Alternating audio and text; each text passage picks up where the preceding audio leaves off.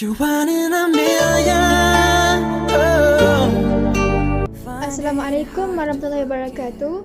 Nama saya Sharifah Syabila binti Syed Hussein. Jadi dalam video kali ini saya akan menceritakan serba sedikit amalan yang saya lakukan before exam dan beberapa tips yang boleh saya sampaikan. But it's letting my pain define me. It's getting in the way of who I actually wanna be. It's never too late to change. Let go, never look back. Don't wanna be a prisoner of my past anymore. So I'll free my soul, keep moving forward. Okey, amalan yang saya selalu buat nak dekat exam-exam besar ni, tak kisahlah P3 ke, SMA ke, SPM, saya akan memperbanyakkan doa. Seperti yang kita tahu, doa itu kan adalah senjata bagi umat Islam. Jadi kalau kita nak minta yang terbaik, kita kena minta doa daripada Allah. Okey, salah satu doa yang saya selalu buat ialah saya akan doakan kawan-kawan saya. Tak kisahlah waktu bila pun saya akan selitkan nama kawan-kawan saya. Contohnya waktu dalam selepas solat lah, kan biasanya kita solat dan kita berdoa, selitkan sekali nama kawan-kawan kita supaya berjaya. Sebab kita kalau nak berjaya tak boleh seorang-seorang. Kita kena doakan untuk orang lain juga untuk berjaya sama-sama dengan kita. Enjoy who I am today. It's never too late to change. Let go, never look back. Don't wanna be a prisoner of my past anymore. So I'll free my soul, keep moving forward. Forgive who has hurting me, focus on my future. Dan ini juga adalah apa yang saya selalu buat kalau nak dalam perasaan. Saya buat macam ni. Kalau saya tengah-tengah nak jawab tu, tiba-tiba saya start dekat soalan yang susah, yang saya rasa macam saya tak boleh jawab. Tapi apa yang saya buat ialah saya bukan termenung, tapi saya berdoa dalam hati, ya Allah Tuhanku, kebagikanlah kawan-kawan aku supaya mereka semua ni dapat jawab soalan yang susah ni. Sebab kita tak tahu, bila kita doakan untuk kesenangan orang lain, Allah akan bantu kita. Sebab lepas tu memang betul-betul Masya Allah, lepas dia saya berdoa tu, saya jawab dan saya kembali kepada soalan yang susah tu, saya boleh menjawab. Jadi cubalah untuk doakan, kita kena normalize untuk doakan orang lain. Macam kalau saya tengok waktu time exam tu, tengah-tengah jawab, saya nampak kawan saya dekat sebelah ni macam dia termenung ke, rasa macam dia susah nak jawab ke apa, saya doakan dia macam, ya Allah Tuhanku, kau bagikanlah kawan aku ni dapat jawab soalan yang susah tu. Apa, kita doakan untuk orang lain, nanti orang lain akan doakan untuk kita. Seterusnya, saya akan spesifikkan doa saya. Saya akan berdoa dengan lebih detail. Contohnya dalam kita dalam doa kita, lepas kita solat tu kan, biasanya kita akan cakap macam, ya Allah Tuhanku, kau bagikanlah aku dapat kesan macam mana dalam SPM.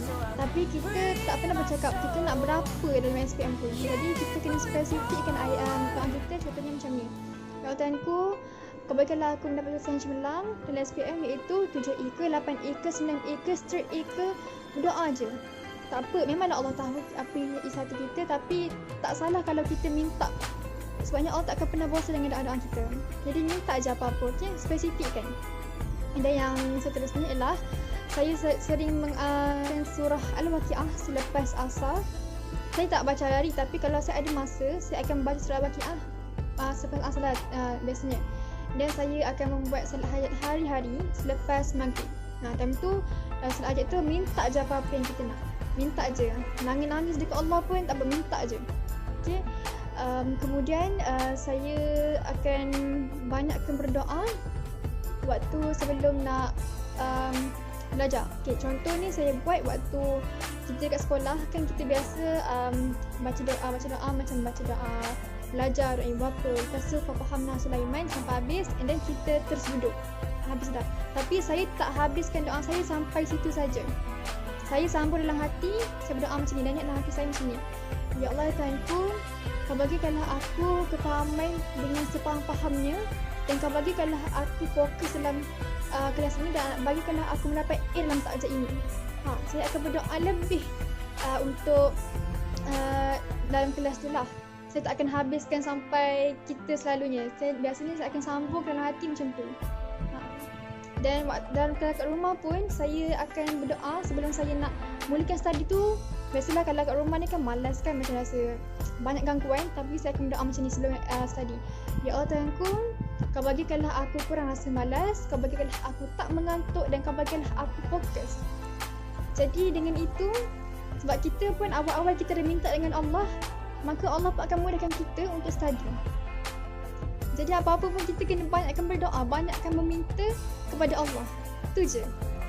Dan satu lagi, kalau dekat rumah, saya akan kalau saya nak semangat untuk belajar, kalau tuan-tuan malas kan, saya akan buat satu kertas. Saya akan tulis apa yang saya target. Contohnya hari tu saya target 9A, straight A. Saya akan tulis 9A, dan tepi tu saya akan tulis for family, for future and for me. Dan saya akan tampal dekat dinding betul-betul depan saya belajar, dekat meja belajar. So kalau rasa malas ke, rasa macam tak semangat, saya akan tengok dekat kertas tu, kat dinding tu. Sebabnya saya macam, ya Allah, kenapa aku nak malas? Sebabnya aku dah target untuk dapat 9A. Jadi dengan tu rasa, kalau kita tengok tu kan, kita akan rasa bersemangat untuk dapat apa yang kita target tu.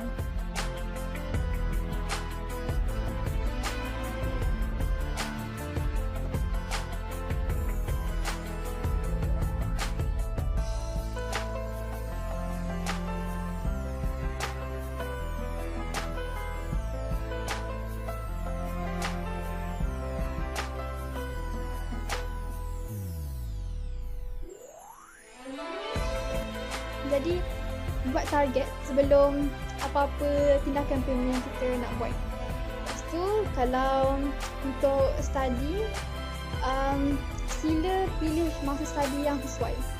Macam kalau saya jenis yang study stay up. Saya tak boleh study yang macam okay, tidur awal and then bangun awal study. Bukan, saya jenis yang saya malam tu saya akan stay up sampai pukul 2, pukul 3 pagi. Even waktu SPM pun saya tidur pukul 3 pagi setiap hari. Sebab saya study lah. Sebabnya saya tak akan bangun awal. Sebab saya bukan jenis yang kena bangun pukul 3, 4 pagi, pukul 5 pagi. Tak, saya bukan jenis pelajar macam tu. Tapi ramai je pelajar macam tu kan. Tapi ikut je cara yang tersendiri. Ini apa yang saya amalkanlah, apa yang saya berkongsi ni sumpah diri saya sendiri. Jadi saya akan stay up, dan saya kalau nak exam, saya selagi saya tak habis tajuk yang saya nak tu, saya tak akan tidur. Contohlah saya bab 1 hingga bab 5 yang nak kena study waktu exam. Selagi tak habis sampai bab 5, saya tak akan tidur. Sebab saya akan revise semua. Saya nak kena pastikan yang saya revise semua. Sebab tu kita sangat-sangatlah macam sangat-sangatlah perlu kena study tu awal-awal. Jangan study last minute. Sebabnya walaupun saya jenis yang last minute, saya nak ingatkan kat semua, studylah awal-awal. Sediakanlah awal-awal, janganlah last minute. Sebabnya nanti time tu akan jadi stress. Selain itu, ini tips.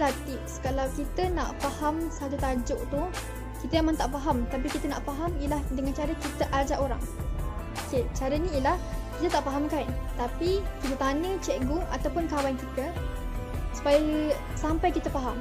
Tak kisah, sebab saya kalau tak kisahlah tanya cikgu ke, tanya kawan-kawan ke. Sebab kalau dulu saya jenis suka tak faham, saya tanya kawan saya yang faham. Sebab saya jenis yang malu untuk bertanya dengan cikgu.